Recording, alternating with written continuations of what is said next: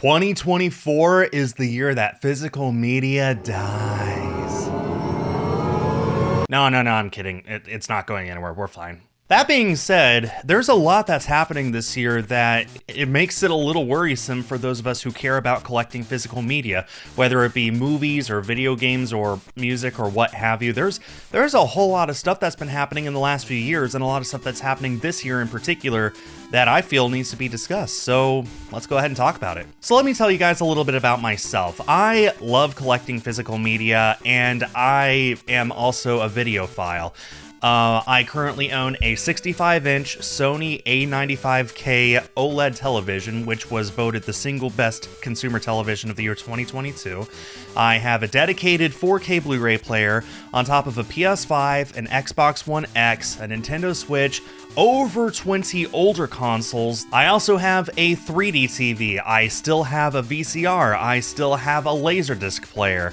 I own over 600 films to my name across all kinds of different formats and over 1,000 physical video games, not to mention hundreds of CDs, audio cassettes, and vinyl records. Yes, I'm looking at my notes while I'm telling you this. You think that I could remember this off the top of my head? Suffice it to say, I am a huge fan of physical media. I love collecting physical media. I love the benefits that physical media offers, the fact that you own your stuff, the fact that you don't have to worry about having to sift through streams and stuff. You just find the thing that you want to watch or play or whatever, and you plop it in, and that's it. I am the first one to admit that I am a dying breed. Most people, including probably a lot of you watching this, I would guess, are perfectly happy with just streaming.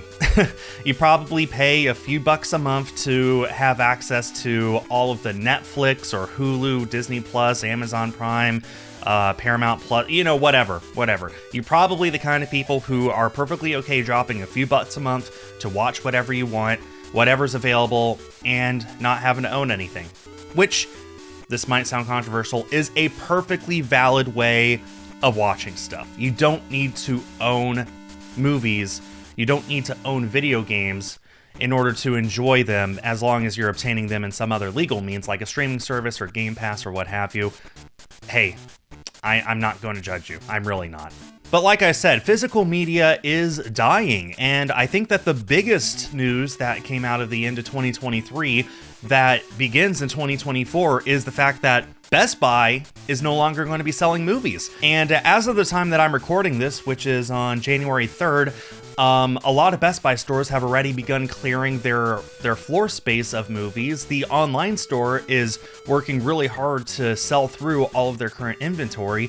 I wouldn't be surprised if by the end of March, which is the end of the fiscal year for companies, that'll be the last time that Best Buy ever sells movies. This is news that a lot of people were really surprised to hear, but also we kind of saw coming.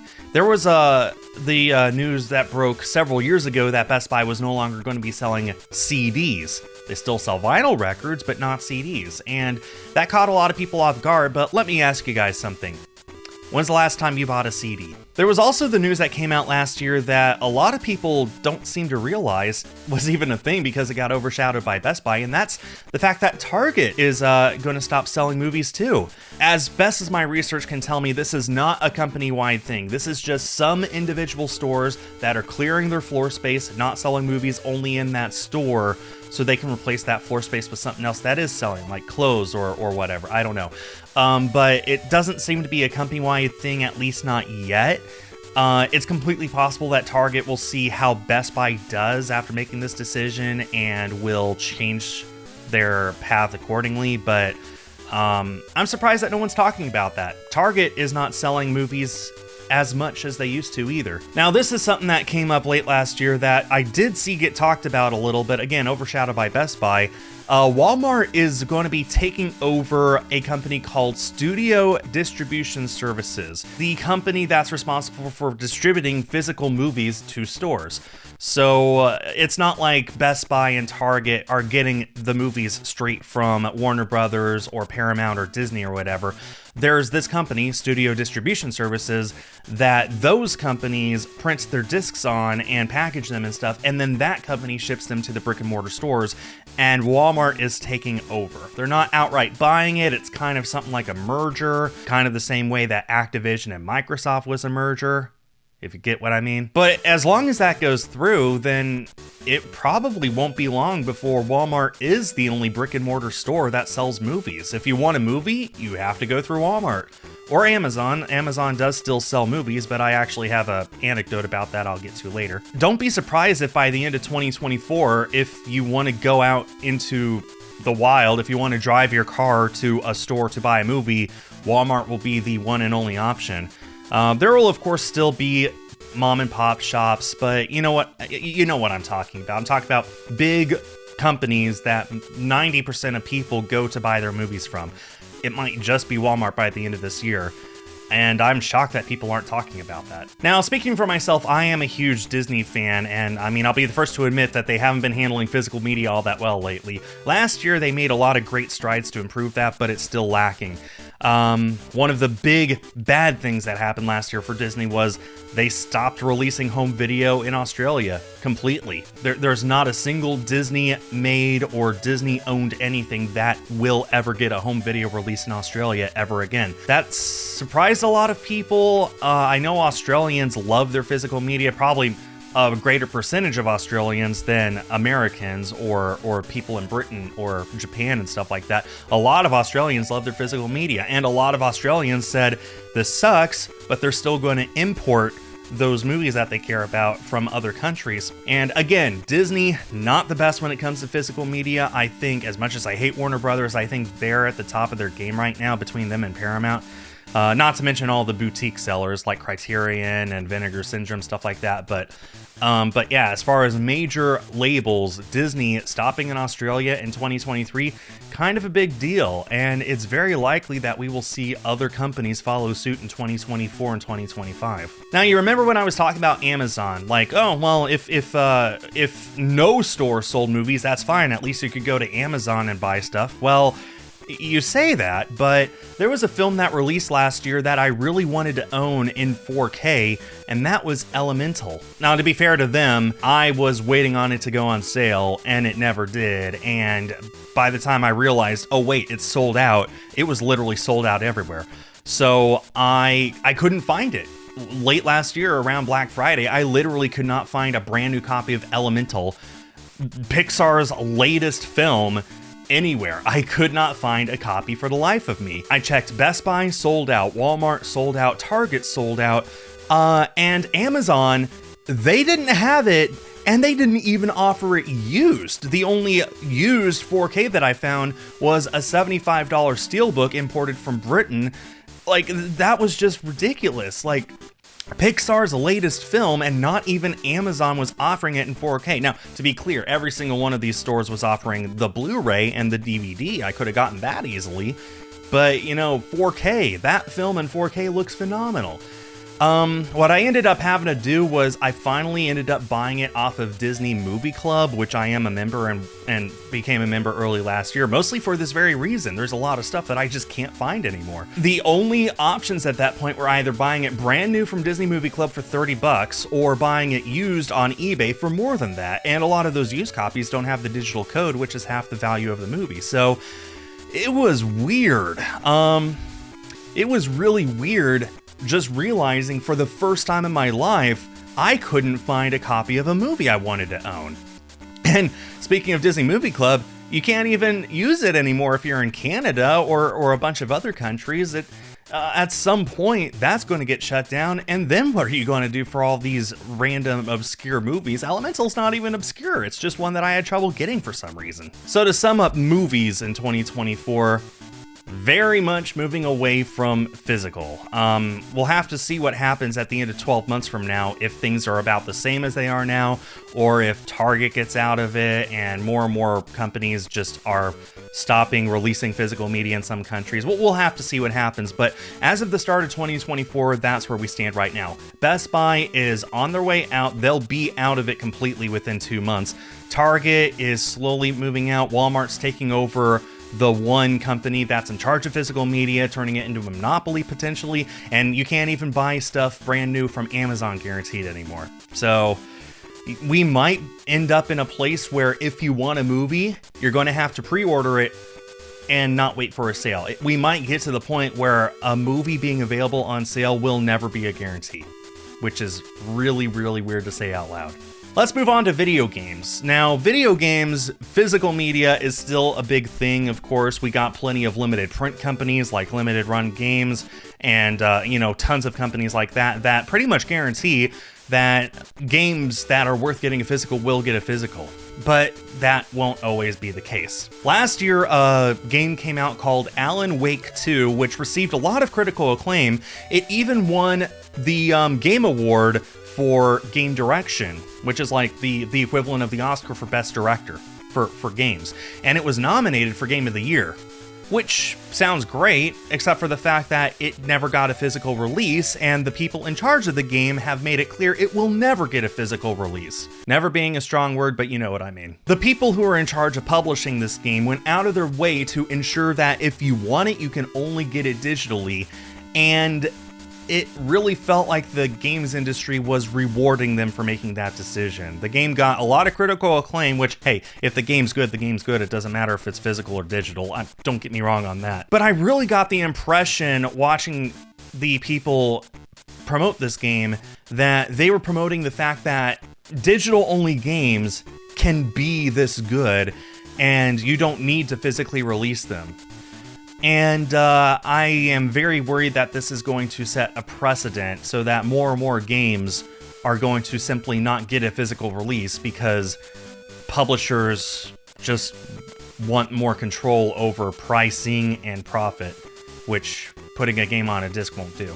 News also broke that the upcoming revision to the Xbox Series X, which was the current Xbox that can play discs, the next revision will not play discs. It'll be adorably all digital, as the filing says. Now, Microsoft could backtrack on this, but I don't think that's likely. Very few people are actually buying physical Xbox games, and most of those games that are on Xbox are not complete on disc. A whole lot of them you can't even play without downloading a patch anyway, so I'm getting ahead of myself though. But yeah, so the news broke on that, and it's very possible that by the end of this year, you will not be able to buy a brand new Xbox that can play discs. It's also worth mentioning that the revision to the PlayStation 5, which fans have called the PS5 Slim, did get a revision that you can completely detach the disc drive. Basically, the revision currently is on every PS5 Slim, the disc drive is optional. You could buy the game console without a disc drive and then throw one on later, or you can buy a console with a disc drive and take it off if you don't feel like it. I mean, the PS5, when it first launched, had a digital edition too, although to the best of my knowledge, the physical edition outsold that something like 5-1, 10-1, something ridiculous. People really did care about keeping the disc drive on that. The Nintendo Switch's successor, whatever it's called, will most likely release this year, and I'm looking forward to getting information on that. But we already have pretty hard confirmation that it will support physical games. All of the leaks and all of the closed previews that people have attended have shown that it's essentially 100% backwards compatible with Nintendo Switch cartridges, which means that whatever the new system is, it will at least support previous physical games, which most likely means that it'll support physical games for itself as well. And if you guys have seen the sheer amount of people out there who are collecting Nintendo Switch games, myself included, it makes perfect sense why they would keep doing that. I think Nintendo knows that the Switch 2, or whatever it's called, needs to support physical games if it has a chance of being even half as successful as the Switch was. Like I was saying earlier, most games are not complete on disc or complete on cartridge in the Switch's case. In fact, for the Switch, for all of the games that have released on it, there is only a handful, less than 50 out of like 3,000 games that are true 100% complete on cartridge, where there was never a patch for it, there never will be a patch for it. But that being said, a whole lot of the games are also like a simple day one patch that's just a few bytes of data. There's plenty of games that have DLC but never needed a patch in order to play. The Switch has even though it only has a handful of games that are complete, it also only has a handful of games that you need to download something in order to play it in the first place. PlayStation, not so much. There's a lot more games on PlayStation that you need to download a patch before it plays. Microsoft Xbox is a whole lot of games. I don't have the hard numbers, but I think it's something like half of all Xbox Series X games, you need to download a patch before the system lets you play the game. I'm just going to briefly touch on music here for a second. Vinyl has outsold CDs and continues to grow again. People really love vinyl. Vinyl are collectible. Vinyl records right now are made in a lot higher quality than they were in the 70s and 80s because back then they were mass producing them. These days they are being purpose made. So I suspect that vinyl will continue to outsell CDs. Once again, when's the last time you guys bought a CD? That's pretty much all I wanted to say about what the current state of things is, and now I have to ask the inevitable question of, why does any of this matter? Who cares if physical media is dying? Streaming is a lot more convenient. It can be a lot cheaper for most people.